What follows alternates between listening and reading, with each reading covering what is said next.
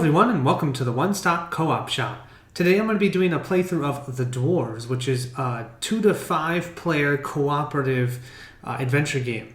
I am going to be playing it solo. I'm going to be playing with 3 characters because I seem to really enjoy 3. If I'm going to play with 2, I might as well do 3.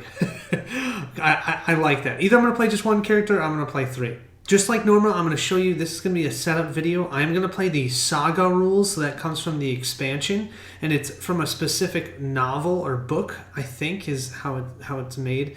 But I kind of like it because it's a little more thematic as you go through it. So I'm going to do the Saga rules for this, and if you'd like to see how to set up the game, check it out here. Otherwise, jump to the video after this one in the playlist, and you can go right to the playthrough.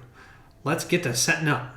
To start with, you'll want to set up your 3 different types of enemies. We have orcs, elves, and trolls. Orcs, we're going to have to roll a 4 or higher to defeat. Elves will have to roll a 6 or higher to defeat, and the trolls is a 5 and higher to defeat. Next, you'll want to set up the hero and doom tokens. Now, since I have the Kickstarter, mine is actually a little miniature, but we'll put the hero miniature here, and he's going to be marching this way. And on the other side of the track, we will put our Doom token. If ever those 2 meet, that is one of the main ways we can lose. We're going to be doing Novel 3 here from the Saga expansion. And so that means we have to set up these diamonds across the board randomly. And I'll show you how those will work during the playthrough. We've placed 10 of the 11 diamonds on the board. I can't find the 11th spot. I'm guessing that you only put out 10 diamonds. So we'll put out the 10 diamonds and we're set on the board. Let's look at our 3 characters. So this is Gandogar Silverbeard. He has 3, so he'll roll 3 dice for fights, 2 dice for any craft, and 2 dice for speed. He has an ability that he can battle evil troops from adjacent spaces. Sweet! That is such a great ability. And he has 4 health instead of 3. He will start right by the 4th gateway. And this is his little mini, which looks totally different than the main minis. We're supposed to be getting new ones.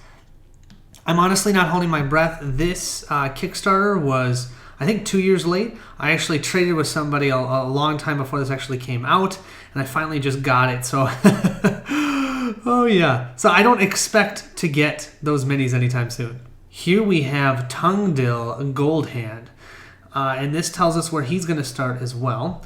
When sending a message to the Dwarves Council, Tungdil may add +1 to 1 die of his choice, which is really nice. And I'll show you what that Dwarven Council is shortly.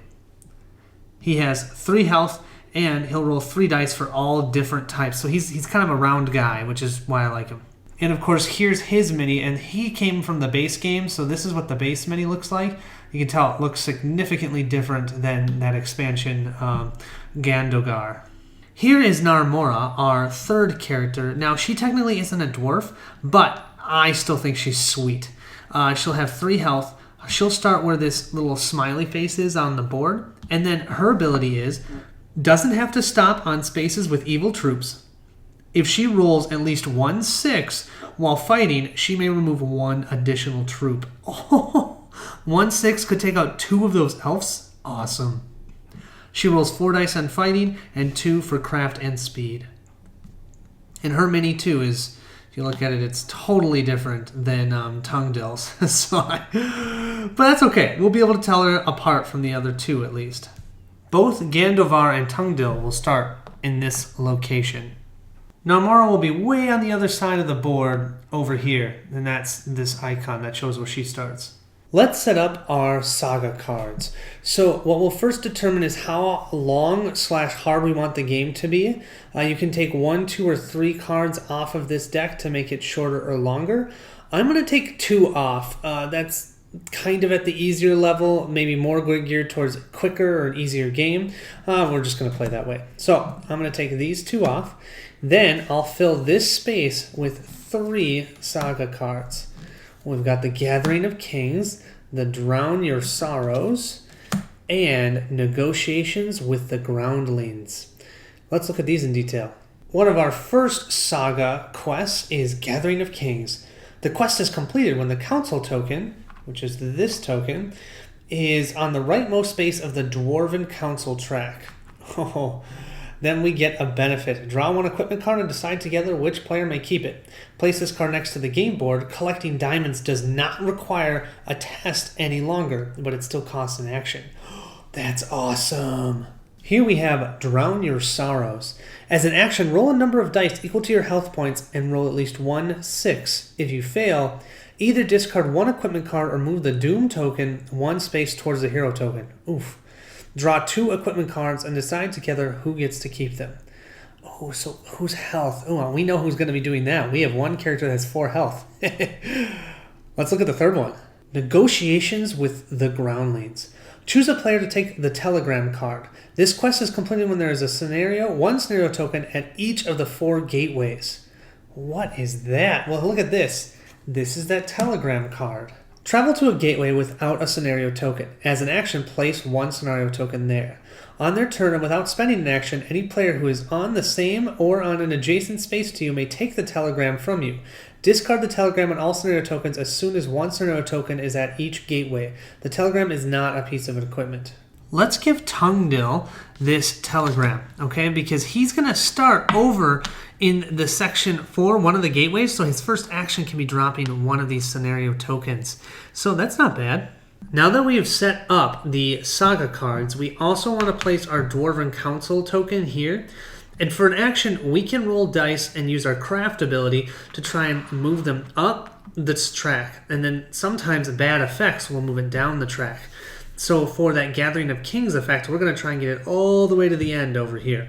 When playing the Saga rules, you'll also want to grab this and cover up the second spot here. You get this benefit instead of the benefit here because there are no adventure cards now. There are just Saga cards. We also want to get the equipment deck out. Make sure to shuffle that up because there are some really useful items in here. We also will set up our threat deck.